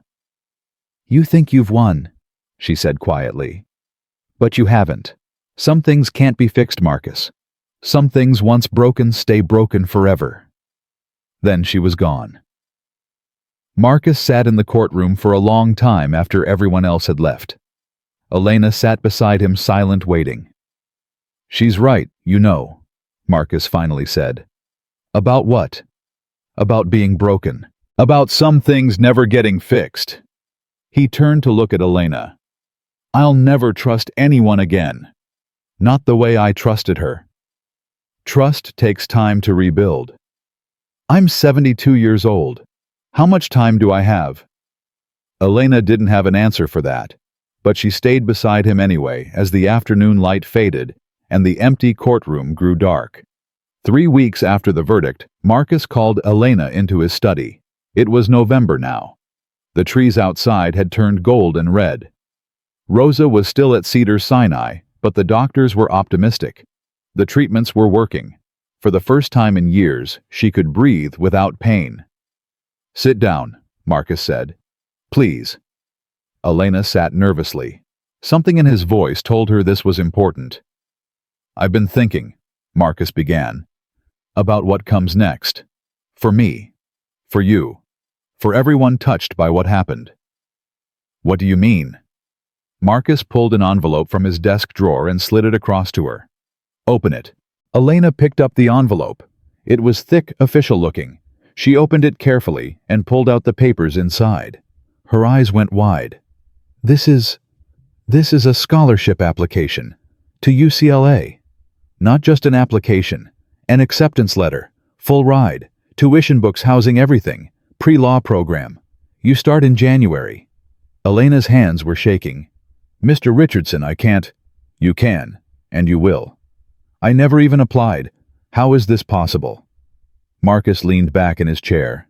"I have friends on the board of trustees. I told them about you, about what you did, about who you are. They agreed that someone with your courage and integrity deserves a chance to become something more than a maid." Tears were streaming down Elena's face now. "But my mother, she needs me here. I can't just leave her." "Your mother will be transferred to a private recovery facility in Westwood, 5 minutes from campus. You can visit her every day between classes. I've already arranged everything." Elena stared at him. Why are you doing all this?" Marcus was quiet for a moment. When he spoke, his voice was thick with emotion. "Because 60 years ago, I was you. A poor kid from nowhere with nothing but determination and a dream. Someone gave me a chance. A man named Harold Foster. He saw something in me that I didn't see in myself. He paid for my first year of business school. He connected me with people who could help. Without him, I would be nothing. What happened to him? He died before I could repay him. Heart attack. I was 26 years old. I had just closed my first big deal. I was going to surprise him with a check for everything he had given me, plus interest. But I was 2 days too late." Marcus's eyes were wet. "I swore on his grave that someday I would do for someone else what Harold did for me. I've been waiting 60 years to keep that promise. And then you came along." Elena couldn't speak. She just sat there, tears falling onto the acceptance letter in her hands. "You saved my life, Elena. Let me give you a new one." 2 days later, Elena told her mother about the scholarship. Rosa was sitting up in her hospital bed, stronger than she had been in months. The color was returning to her cheeks. Her eyes had life in them again. "A lawyer," Rosa said slowly. "My daughter is going to be a lawyer. If I can do it, if I'm smart enough." Rosa grabbed Elena's hand with surprising strength. "You listen to me, mija. You are the smartest, bravest person I have ever known. You saved a man's life. You stood up against evil when everyone told you to look away. You can do anything." "I'm scared, Mama." "Good. Fear means you're about to do something important. I was scared when I left my village to marry your father. I was scared when I had you. I was scared when you left for Los Angeles. But I did it anyway. And so will you." Elena hugged her mother tightly. "I love you, Mama." "I love you too, Mija. Now go become something magnificent." December came cold and bright. Elena spent her days preparing for school and her evenings with Marcus. They had developed an unexpected friendship. He would tell her stories about his early days in business. She would tell him about her village in New Mexico. Two people from completely different worlds connected by a single moment of courage. One evening, Marcus asked her a question that caught her off guard. "Have you ever thought about finding Victoria's daughter?" Elena looked up from the book she was reading. "Catherine, why would I do that?" "Because someone should tell her the truth. About her mother. About what really happened. She deserves to know. It's not my place." "Maybe not. But Victoria mentioned something during our jail visit. She said Catherine was turned against her by her ex-husband. What if that's true? What if Catherine spent her whole life believing lies about her mother?" "Her mother tried to murder you." "Yes, but before she became a murderer, she was a mother who lost her child. That doesn't excuse what she did, but it might explain it." Elena thought about this for a long time. "Do you want me to find her?" "I want you to decide for yourself. But I'll tell you this, if I had a daughter out there somewhere wondering who I really was, I would want someone to tell her the truth. The whole truth. Not just the parts that made me look evil. Even if the truth is that you tried to kill someone. Even then. Because half-truths are worse than lies. At least with lies, you know where you stand." Elena found Catherine Foster 3 days before Christmas. It wasn't hard. Victoria's maiden name was in the court records. Her first husband, David Foster, was mentioned in the divorce proceedings from 30 years ago. And Catherine Foster had a social media presence like everyone in her generation. She lived in Portland, Oregon. She was a social worker specializing in domestic abuse cases. The irony was not lost on Elena. Elena debated for 2 days about whether to reach out. In the end, she wrote a letter. Old-fashioned, handwritten, honest. "Dear Catherine," the letter began. "My name is Elena Morales. You don't know me, but I have information about your mother that I believe you deserve to hear. I am not asking for anything. I am not looking for money or attention. I simply believe that the truth matters even when it's painful. If you would like to know more, please contact me at the address below. If you would prefer to leave the past alone, I will respect your decision and never contact you again." She mailed the letter on December 22nd. Catherine called on December 26th. "Is this Elena Morales?" "Yes." "This is Catherine Foster. I got your letter." Elena's heart was pounding. "Thank you for calling. I almost didn't. When I saw my mother's name, I almost threw the letter away. I haven't spoken to her in 25 years. I understand?" "No, you don't. You can't possibly understand what it's like to have a mother who abandoned you, who chose her own life over her daughter." "You're right. I don't understand that. But I do understand having a mother who sacrificed everything for me. And I think maybe you deserve to know that your mother tried to do the same for you, in her own broken way." The line was silent for a long moment. "What do you mean?" So Elena told her. Everything, the affair, the poison, the arrest, the trial, and the reason Victoria gave for her actions trying to get enough money to find her daughter, to prove she wasn't the monster David had made her out to be. When Elena finished, Catherine was crying. "She did it for me. She tried to kill a man for me." That's what she said. I don't know if it's true. I don't know if anything Victoria says is true, but I thought you deserved to hear it. Why do you care about any of this?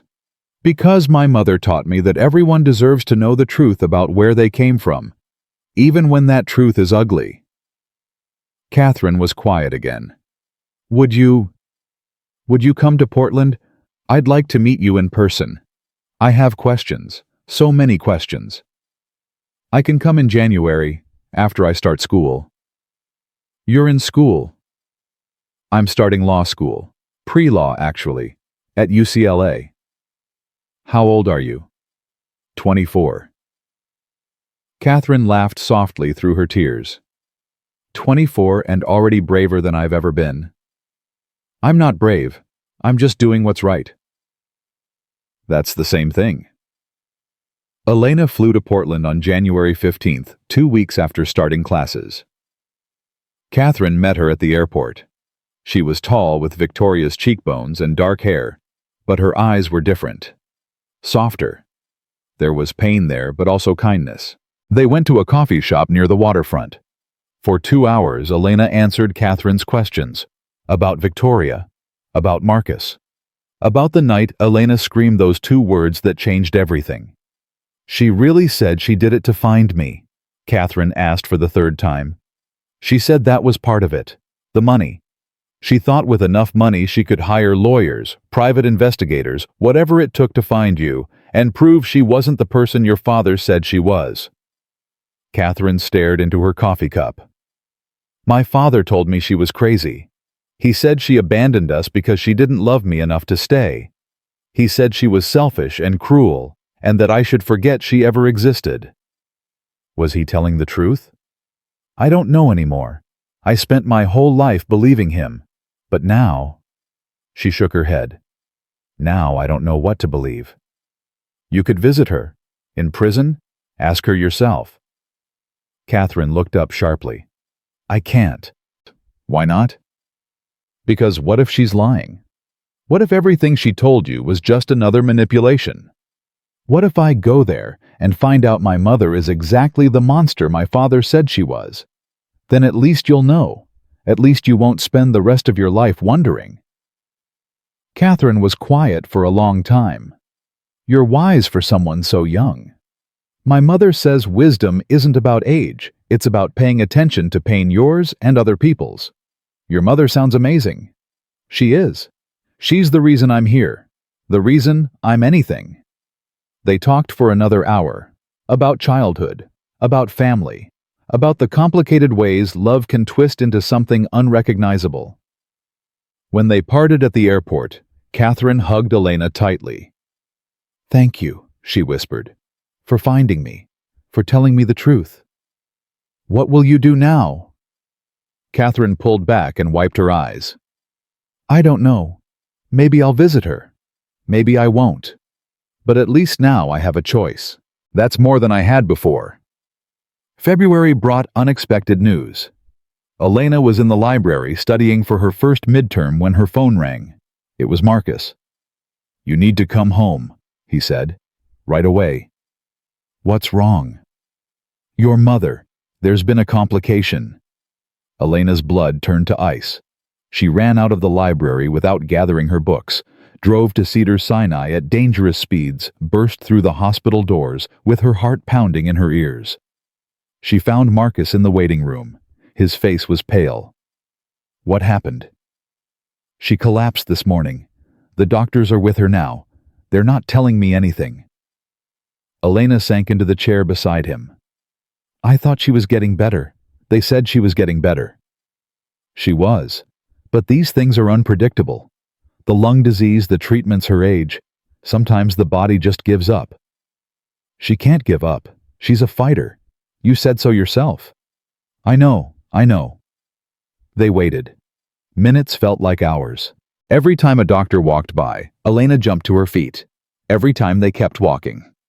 Finally, Dr. Patterson appeared. His face was serious, but not grim. Elena, Mr. Richardson. How is she? Elena's voice cracked. She's stable. We had a scare. Her lung collapsed partially, and we had to reinflate it. But she's breathing on her own now. She's asking for you. Elena nearly collapsed with relief. Can I see her? Yes, but keep it short. She needs rest. Elena found her mother in the ICU. Rosa looked small in the hospital bed surrounded by machines and monitors. But when she saw Elena, she smiled. Mija, You came. Of course I came. I'll always come. You should be in school, studying. You're more important than any school. Rosa reached for Elena's hand. Her grip was weak but warm. I scared you. I'm sorry. Don't apologize, Mama. Just get better. Please get better. Rosa's eyes were wet. I'm trying, mija, but my body is tired. So tired. Then rest. Rest and let the doctors help you. I'll be right here. You can't stay here forever. Watch me. Rosa smiled through her tears. Stubborn girl, just like your father. They sat in silence for a while, holding hands, listening to the steady beep of the heart monitor. Elena, Rosa said finally, I need to tell you something. What is it? I'm proud of you. More proud than words can say. Whatever happens to me, I want you to know that. You are my greatest achievement, my greatest joy. Everything I suffered, everything I sacrificed, it was worth it, because it made you. Mama, don't talk like that. You're going to be fine. I hope so. But if I'm not, if God decides it's my time, I want you to keep going. Don't stop. Don't give up. Become the lawyer you were meant to be. Help people like Mr. Richardson helped us. Promise me. Elena was crying now. I promise, Mama. I promise. Rosa squeezed her hand one more time. Good girl. Now go. Let me sleep. March came with spring rain and cautious hope. Rosa was released from the hospital on March 3rd. She was weaker than before, but alive. The doctor said she would need ongoing care, but the worst was behind her. She had survived. Elena moved her to the private facility in Westwood, just as Marcus had arranged. It was beautiful there. Gardens she could walk through when she felt strong. Kind nurses who checked on her around the clock. And best of all, it was 5 minutes from Elena's campus. Elena visited every day, sometimes twice a day. She would bring her textbooks and study in her mother's room while Rosa napped. It wasn't conventional, but it worked. You don't have to come so often, Rosa said one afternoon. I want to. You have a life to live, mija. Friends to make, experiences to have. You are my experience. You are my life. Rosa shook her head. That's not healthy. I won't always be here. You need to learn to live without me. Don't say that. It's true. Every mother's job is to teach her children how to live without her. I've done everything else. This is the last lesson. Elena didn't want to hear it, but deep down she knew her mother was right. April brought another surprise.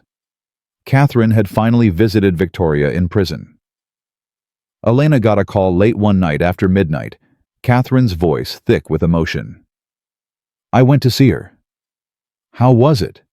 Horrible, wonderful, confusing. Everything I expected, and nothing like I imagined. What did she say? Catherine took a deep breath. She cried. My mother, who I remember as cold and distant, cried when she saw me. She said she's been trying to find me for 20 years. She said losing me was the worst thing that ever happened to her. Worse than prison. Worse than anything. Do you believe her?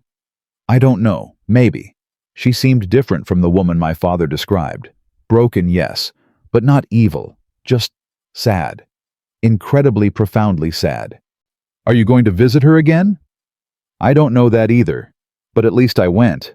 At least I looked her in the eyes and heard her side of the story. You were right, Elena. The truth matters, even when it hurts. Especially when it hurts. Catherine was quiet for a moment. Can I ask you something? Anything. Do you think people can change? Really change? Or are we all just stuck being who we are? Elena thought about Victoria, about Derek, about Marcus, about herself. I think people can change, but only if they want to. Only if they're willing to do the hard work of becoming someone different. Victoria chose her path. She could have chosen differently. She still can even in prison. But she has to want it. That's what scares me. I don't know if she wants it. I don't know if she's capable of wanting it. Then that's her choice. It doesn't have to be yours. Catherine sighed. You really should become a lawyer. You have a way of cutting through the confusion. I'm working on it. May arrived with Elena's first year of law school coming to an end. She had survived. More than survived. She had excelled. Her professors praised her work. Her classmates respected her insights. She was top 10 in her class, a remarkable achievement for someone who had never imagined going to college. On the last day of finals, Marcus threw a party at the mansion. Just a small gathering. Elena's mother, Robert Williams, Dr. Patterson, a few of Elena's classmates. But it felt like a celebration of everything that had happened in the past year. I want to make a toast, Marcus said, raising his glass. To Elena Morales. 1 year ago, she was a maid in my house. She earned minimum wage and sent every penny to her dying mother. Today, she is a law student at UCLA, top of her class, with a future brighter than anything I've ever seen. And none of us would be here if not for 2 words she screamed on a September night. Everyone raised their glasses. Don't drink it, Marcus said, smiling. The 2 words that saved my life. The 2 words that changed everything. To Elena. To Elena, everyone echoed. Elena felt her face flush with embarrassment and pride. Thank you, she said quietly. Thank you all. But I didn't do anything special. I just did what anyone would do. No, Rosa said from her wheelchair. You did what most people are afraid to do. You stood up. You spoke out. You risked everything for what was right. That's not ordinary. That's extraordinary. Elena looked at her mother, at Marcus, at everyone gathered in that room. A year ago, she had been nobody. A poor girl from nowhere. A maid who barely existed in the world's eyes. Now she was becoming something, someone, and it all started with a scream. Later that night, after the guests had gone, Elena sat with Marcus on the terrace. What happens now? She asked. What do you mean? The trial is over. Victoria is in prison. I'm in school. What happens to you?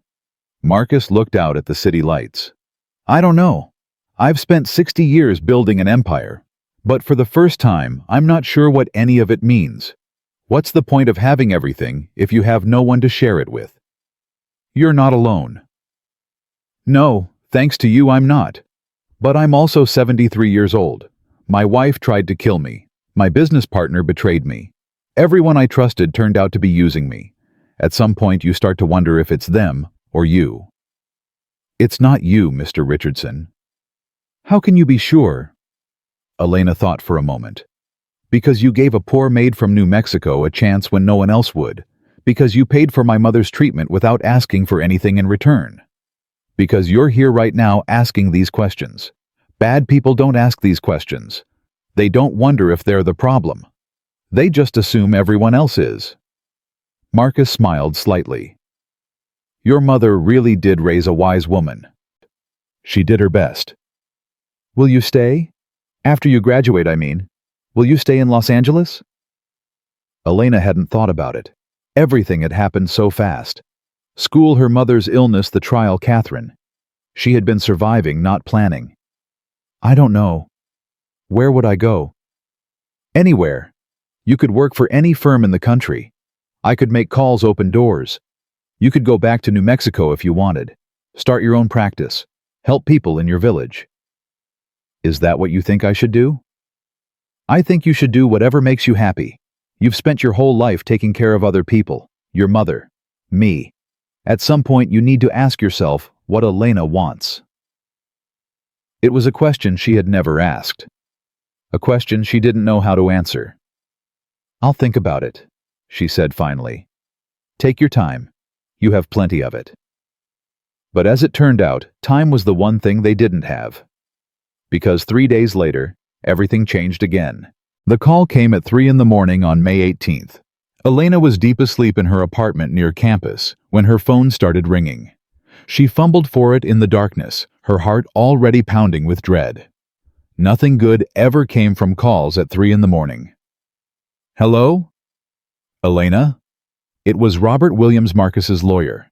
His voice was strained. You need to come to Cedars-Sinai, right now. My mother. Is it my mother? No, it's Marcus. He had a heart attack 2 hours ago. He's in surgery. Elena was out of bed before Robert finished speaking. She threw on clothes, grabbed her keys, drove through empty streets with her hands shaking on the wheel. Not Marcus. Please, God, not Marcus. She burst through the hospital doors at 3:45. Robert was waiting in the cardiac surgery wing, his face gray with exhaustion and worry. What happened? He was at home working late. His housekeeper found him unconscious in his study. She called 911 immediately. They've been operating for almost 3 hours. Is he going to make it? Robert's silence told her everything. The doctors aren't optimistic. His heart was already weak from the stress of the past year. The trial, the betrayal, everything. They're doing what they can, but... Elena sank into a chair. The world tilted around her. He can't die. Not now. Not after everything. Elena, I need to tell you something. Something Marcus made me promise to tell you if anything ever happened to him. She looked up. Robert reached into his briefcase and pulled out an envelope. It was thick, sealed with Elena's name written on the front in Marcus's distinctive handwriting. He gave me this 6 months ago, after the trial. He said if he ever died, I should make sure you got it immediately. Elena took the envelope with trembling hands. She tore it open. Inside was a letter, and behind the letter, a stack of legal documents. Dear Elena, the letter began. If you're reading this, then I'm either dead or dying. I hope neither is true, but at 73, one must prepare for the inevitable. I want you to know that meeting you was the greatest gift of my final years. You showed me that goodness still exists in this world. That honor and courage and integrity are not just words in old books. That one person acting with conviction can change everything. I have lived a long life. I have built an empire. I have made more money than any person deserves. But I have never done anything as important as what you did on that September night. You saved my life with 2 words. Now I want to try to save yours with a few more. The documents behind this letter are my will. I have left the bulk of my estate to charitable foundations that will continue my work long after I'm gone. But I have also made provisions for you. Elena, I am leaving you $20 million. Not as payment for saving my life. No amount could ever repay that, but as an investment in your future. Use it to finish law school. Use it to take care of your mother. Use it to build a life that matters. There is one condition. You must promise to help others the way I tried to help you. Pay it forward, as the saying goes. Find people who are struggling and give them a chance. Find people who are afraid and give them courage. Find people who are alone and give them hope. This is my legacy, Elena. Not the buildings with my name on them. Not the companies I built. You. You are my legacy. What you do with your life, how you choose to live the people you help along the way, that is what will matter when everything else is forgotten. Thank you for everything. Thank you for the courage. Thank you for the truth. Thank you for reminding an old man that the world can still surprise him. With love and gratitude, Marcus Richardson. Elena was sobbing by the time she finished reading. $20 million, Robert said quietly. Plus provisions for your mother's lifetime care. Plus a scholarship fund in your name that will help 12 students from underprivileged backgrounds attend law school every year. I don't want his money. I want him to live. I know, but Marcus prepared for every possibility. He wanted to make sure you were taken care of no matter what happened. At 5:15 in the morning, a surgeon emerged from the operating room. Elena jumped to her feet. Her heart stopped. The surgeon's face was exhausted, but not defeated. He made it through surgery. The next 48 hours are critical, but he's a fighter. We repaired the damage to his heart. If there are no complications, he has a good chance of recovery. Elena nearly collapsed with relief. Robert caught her arm. Can I see him? He's unconscious and will be for several hours. But yes, you can sit with him. Elena spent the next 2 days at Marcus's bedside. She held his hand. She talked to him even though he couldn't hear her. She told him about her classes, about her mother, about everything and nothing. She told him he wasn't allowed to die. She told him she still needed him. On the second day, Marcus opened his eyes. Elena. His voice was barely a whisper. I'm here. I'm right here. What happened? You had a heart attack. You almost died. Marcus smiled weakly. Almost only counts in horseshoes. Elena laughed through her tears. You scared me half to death. Sorry about that. He tried to sit up, then winced. Did Robert give you my letter? Yes. And the will? Yes. Good. Now you can stop working so hard. You're going to be a very wealthy woman. I don't care about the money. I know. That's why I gave it to you. Marcus spent 3 weeks in the hospital recovering. During that time, Elena visited every day. She brought him books, news from campus, updates on her mother's progress. She read to him when he was too tired to read himself. She sat with him in silence when he needed rest. One afternoon, Marcus asked the question that had been hanging between them. Have you thought about what you're going to do after you graduate, I mean? Elena had been thinking about it constantly. The money changed everything and nothing. She could go anywhere, do anything. The world was suddenly wide open. I want to help people, she said finally. People like me. People who came from nothing and have no one to fight for them. Legal aid, maybe, or a non-profit, something that makes a difference. Marcus nodded slowly. I had a thought. A proposal, actually. What kind of proposal? The Richardson Foundation needs a new director, someone to oversee our charitable work, someone with integrity and vision, someone who knows what it's like to be in need and who will never forget where they came from. You're offering me a job. I'm offering you a mission. The foundation has over $200 million in assets. We fund schools, hospitals, scholarships, community programs. But since Victoria's embezzlement was exposed, we've lost credibility. We need someone the public can trust. Someone with a story they can believe in. I'm not qualified. I'm still a student. You'll graduate in 2 years. In the meantime, you can learn. Shadow our current staff. Study nonprofit management. By the time you pass the bar, you'll be ready. Elena didn't know what to say. You don't have to decide now. Marcus continued. Take your time. But know that the offer is there. Whatever you choose, I'll support you. Why me? You could hire anyone. Experienced executives, established lawyers, people with decades of expertise. Because expertise can be bought. Character cannot. You have something that money can't purchase and training can't teach. You have a heart that knows right from wrong. In my experience, that's the rarest thing in the world. Tis. June brought Elena's mother home. Not to the facility in Westwood, but to a small house in a quiet neighborhood that Elena purchased with a fraction of the money Marcus had given her.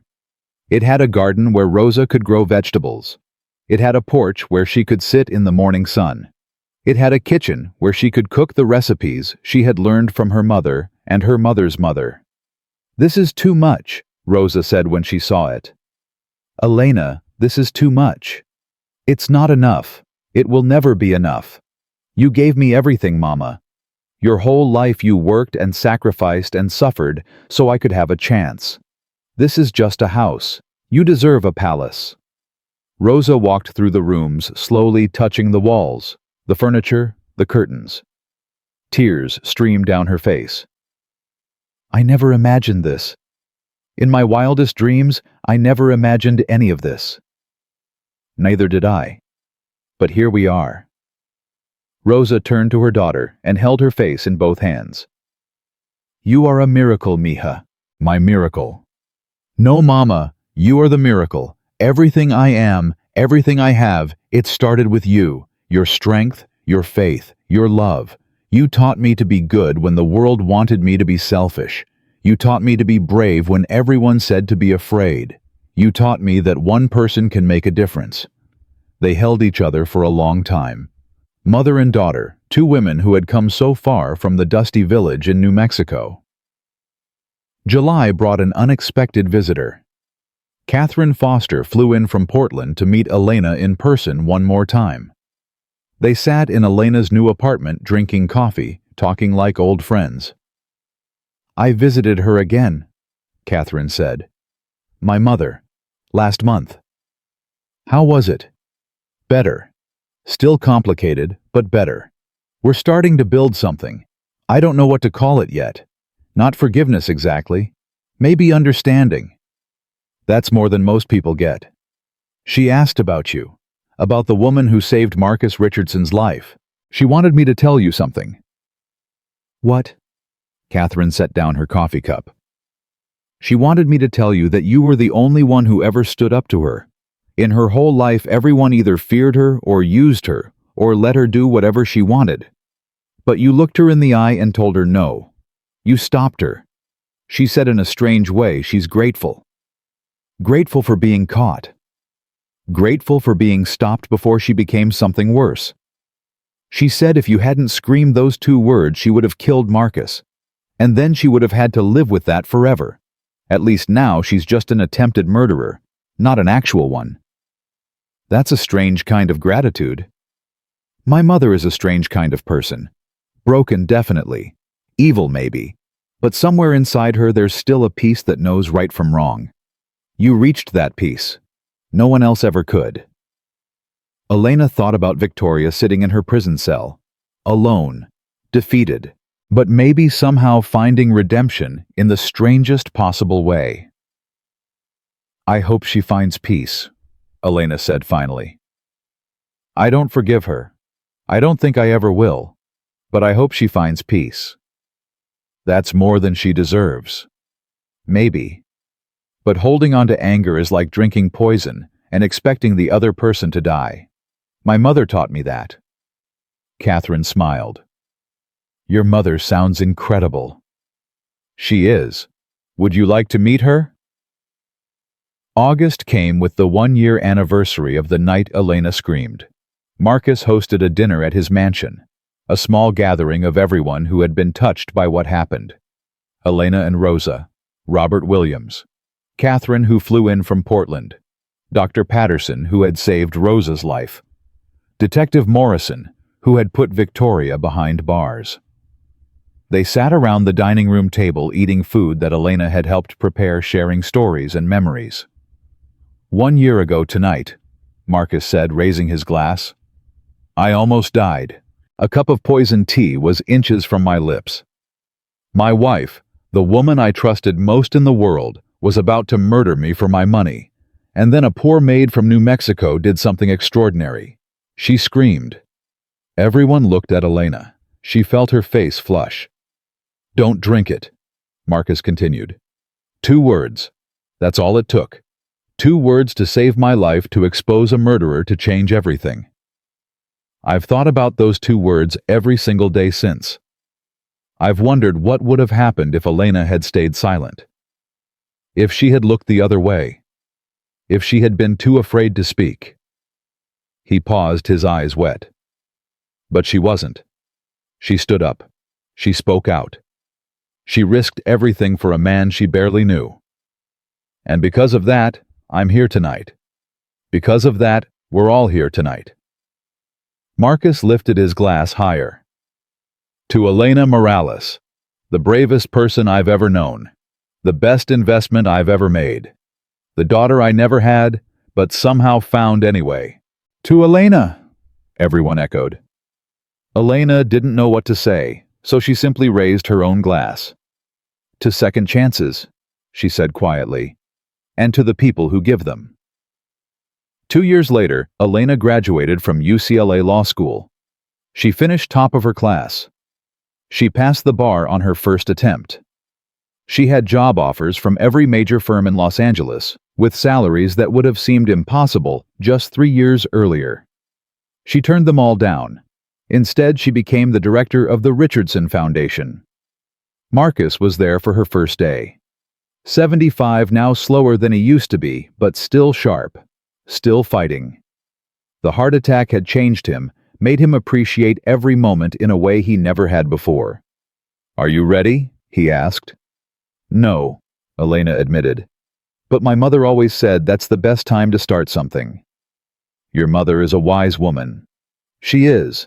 She's also stubborn, opinionated, and convinced that she knows better than everyone about everything." Marcus laughed. "I wonder where you got that from?" Elena smiled. "No idea." In her first year as director, Elena tripled the Foundation's scholarship program. She established legal aid clinics in underserved communities across California.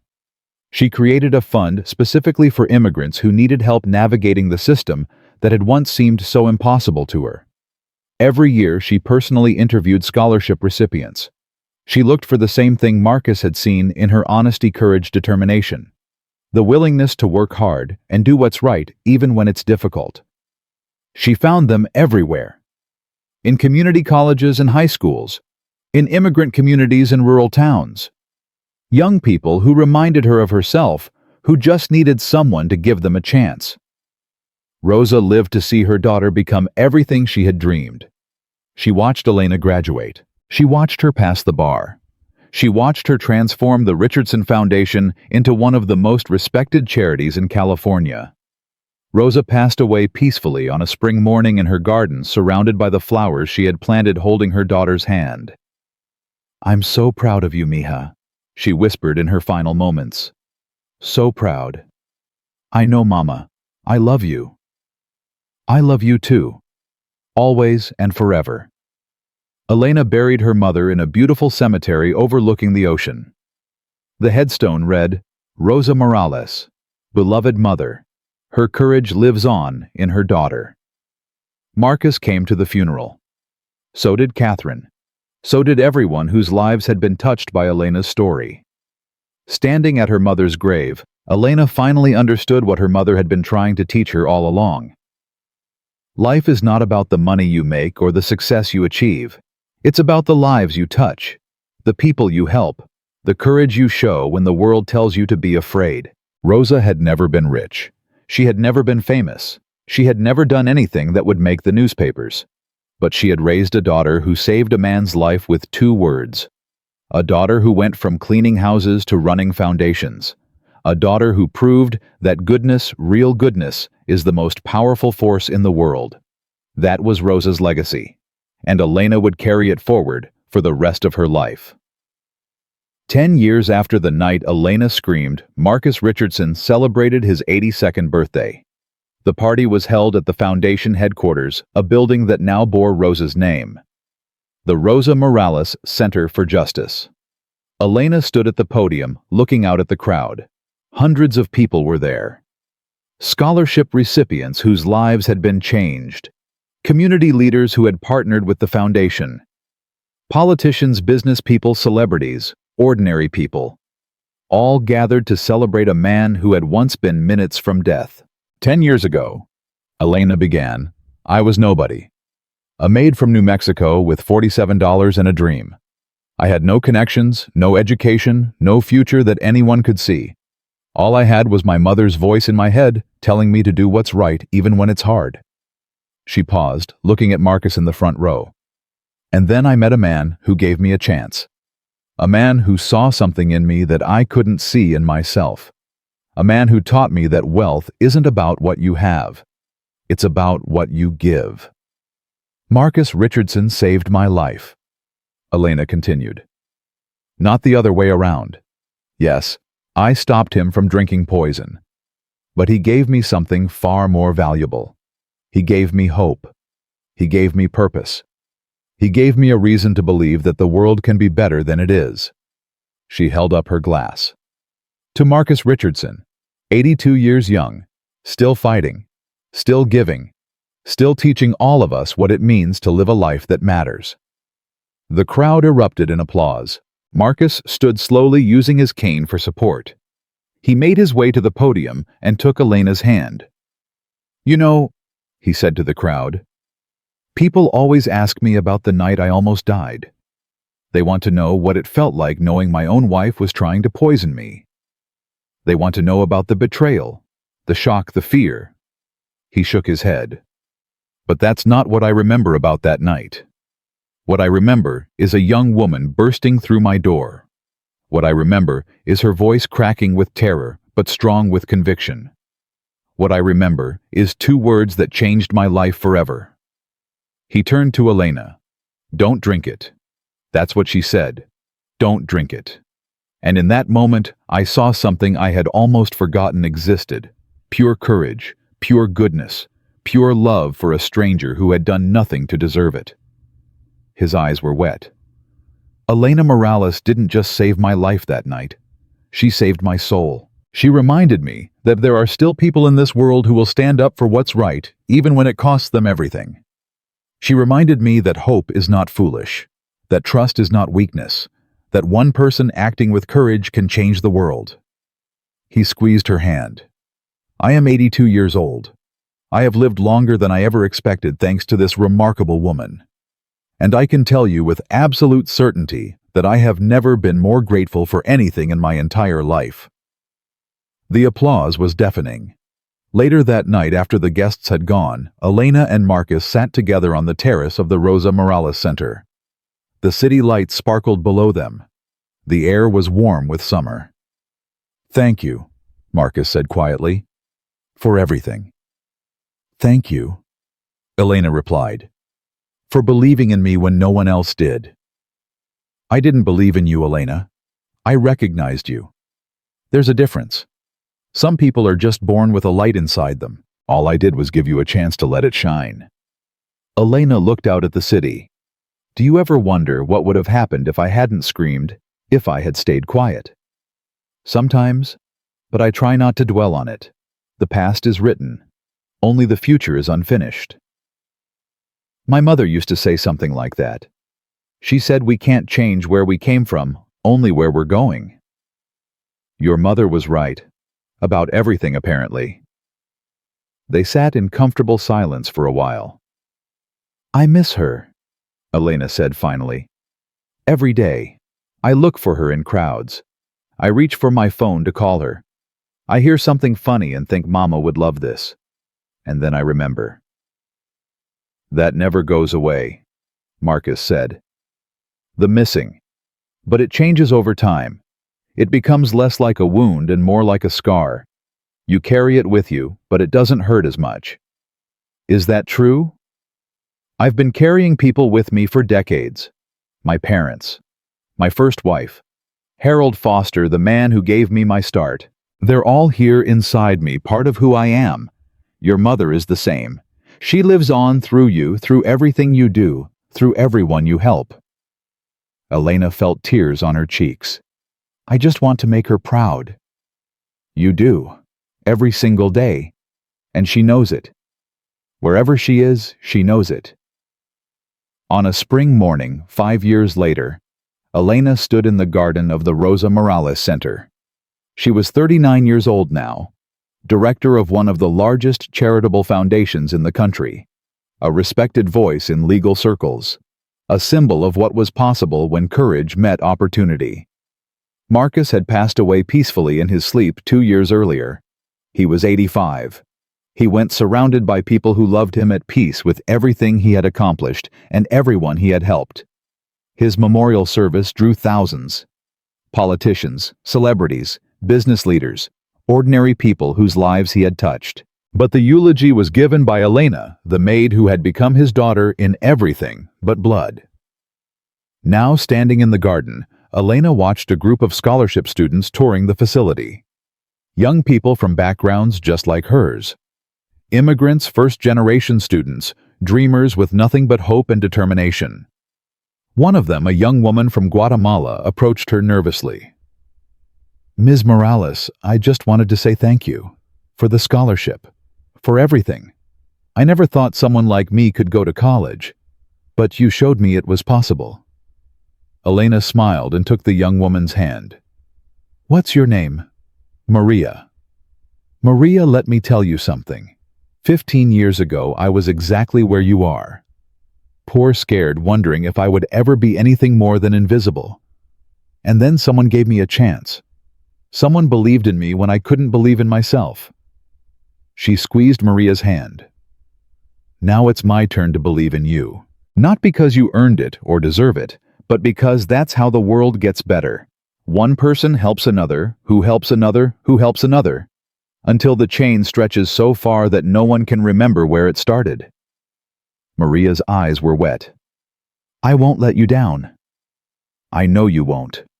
And someday, when you're successful and established, and the world has opened up for you, I want you to find someone else, someone poor and scared and invisible, and I want you to give them a chance, just like I'm giving you. I will, I promise." "Good. Now go. Study hard, work harder, and never ever forget where you came from."